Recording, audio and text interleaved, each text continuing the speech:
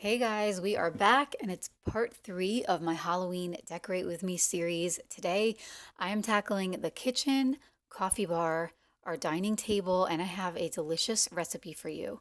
So to start, in this corner of my kitchen, I have those black gypsophilia stems in the crock, and I love those stems. You'll see that I'm going to use them later in the video as well.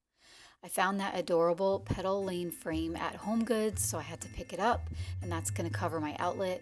And now I grabbed this marble cheese board, and my intention was to layer it in front of my other cheese boards, but it doesn't stand up straight because it has a slanted bottom, so I decided to use it to house my olive oil and my pepper grinder. And now I'm just finishing this side off with our spoon rest. I added that little tea light ghost candle for a little flicker of light, especially at night, and I love how this side turned out. Over on the left side of the stove, I have my little pumpkin cloche. This is more for fall, but I like how it just adds a nice little orange Halloween touch.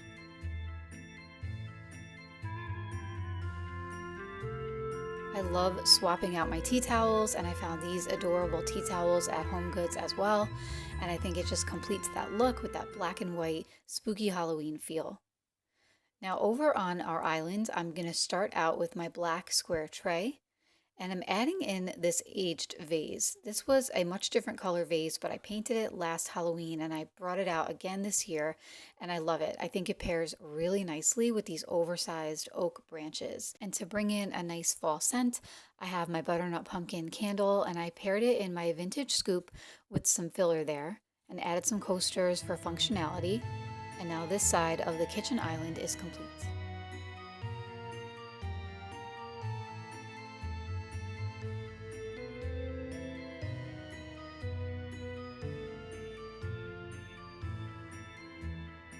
Heading into the coffee bar area, if you saw my fall kitchen decorate with me and coffee bar, you saw that I had started off with those stems all the way on the right, and I had my taller pumpkin cloche here. So now I'm just adding in my tray to cover that cord, and then I found this really adorable ghost holding the espresso martini. I think it's so cute. We also prepare a lot of drinks here when we have guests over, so it seemed perfect. And then I found this little muddler set. I picked this up from HomeSense. I think it's so spooky, so cool, and I really love that it's silver. And then I found this little set of espresso cups also at HomeSense. Adding back in my canisters with all the natural elements, and then I'm filling up my jar here with the espresso pods, and now our coffee bar for Halloween is complete.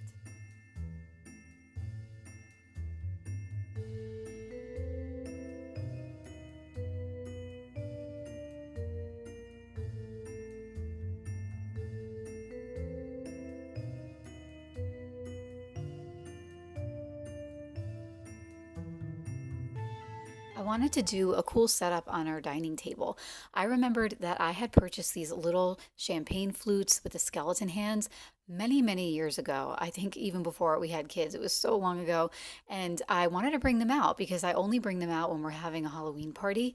But I thought that in the meantime, I could use them as little bud vases.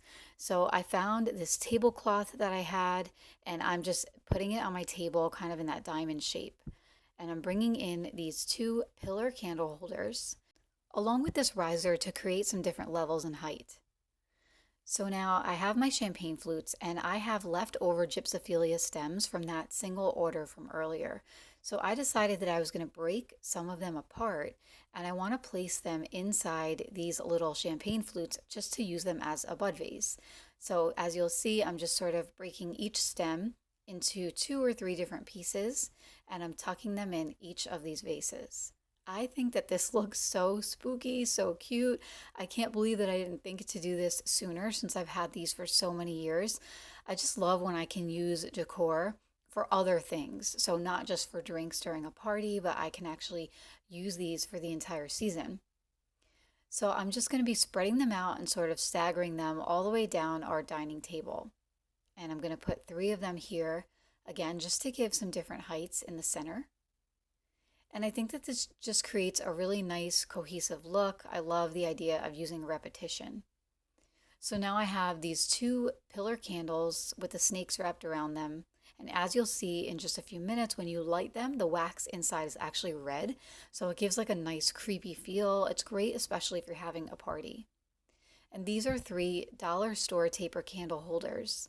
And I have these three skull bleeding taper candles. And if you saw my part one, which I'll link for you down below, I have a couple of those on our entryway console table. So I wanted to just sort of now bring them over here and keep things nice and cohesive.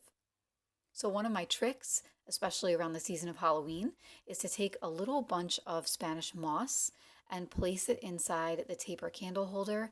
It keeps those taper candles nice and snug and helps them to stand up straight while also giving some added texture and adding a nice, spooky, creepy vibe. So now I had some leftover greenery from my DIY Halloween wreath, so I placed it in this stone round bowl and I just added some plastic skulls. And then I'm bringing some more plastic skulls in this gold pedestal bowl all the way on the right side, just to keep things nice and balanced. I have a few of these glass tea light candle holders, so I'm just going to be sort of scattering them around. I have 5 of them. Another great tip is when you're decorating a space is to do things in odd numbers. So that's why I'm using 5 of these. And again, I just sort of staggered them and scattered them from one end of the table to the other. And now it's time to light it all up. I'm super excited because I know that not only does this look really cool during the day, but it's going to look awesome at night, especially if we have a Halloween party or just have some guests over. It just gives a really nice, spooky, creepy glow, especially when those candles begin to melt that red wax.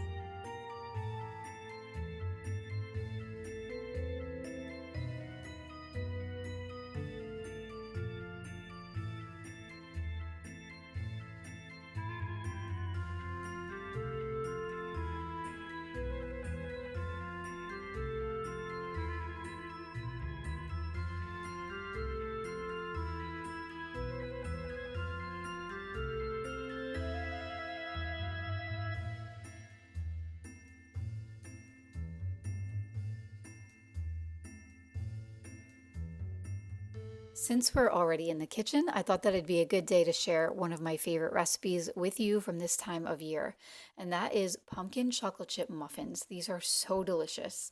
So I'm adding some baking powder, some baking soda, some salt, and some pumpkin pie spice, along with some gluten-free flour. I'm just going to whisk that all together, and I'm going to put the link to this recipe in my description box in case you're interested. And now for the wet ingredients, I'm going to melt some coconut oil and I'm going to add that to another bowl along with 2 eggs, some pumpkin puree, a little bit of honey just to give this a nice sweet flavor without having to add any sugar to it. And then I'm going to finish this off with a little bit of vanilla extract. Whisk that all together. And then once that's whisked, you're going to combine the wet ingredients with the dry ingredients.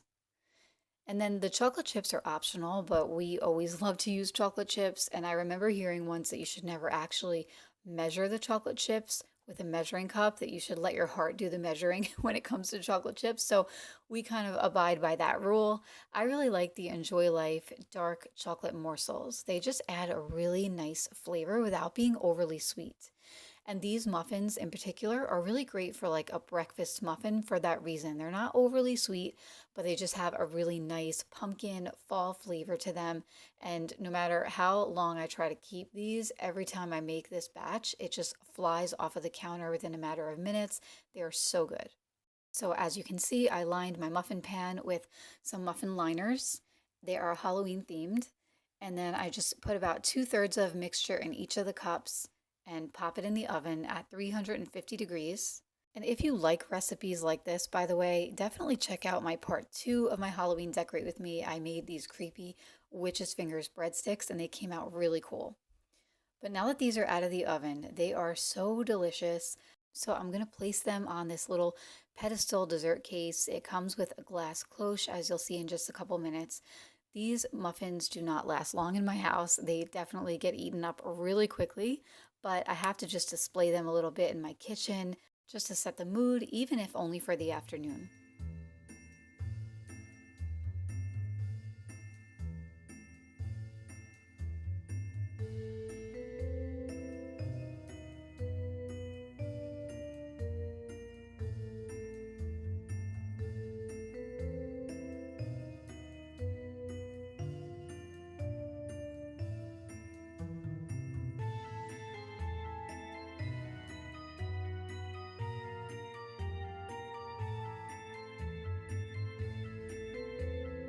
Thank you again for coming along with me. This concludes the three-part series of my Halloween Decorate With Me.